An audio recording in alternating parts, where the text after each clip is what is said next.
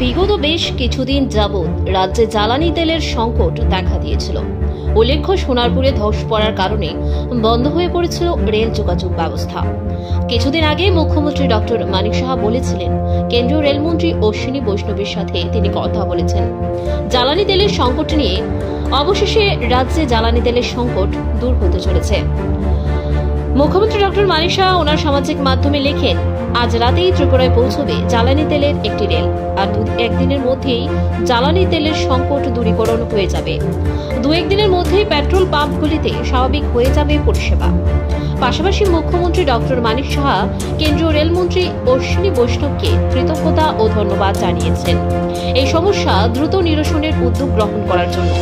তৎসঙ্গে railway কর্তৃপক্ষ সহ যে সমস্ত শ্রমিকরা খারাপ আবহাওয়ার মধ্যেও রাত দিন নিরলসভাবে কাজ করে গেছে এবং অতি দ্রুততার সাথে এই রেল যোগাযোগ ব্যবস্থা স্বাভাবিক করেছেন, তাদের সবাইকে তিনি ধন্যবাদ জানিয়েছেন।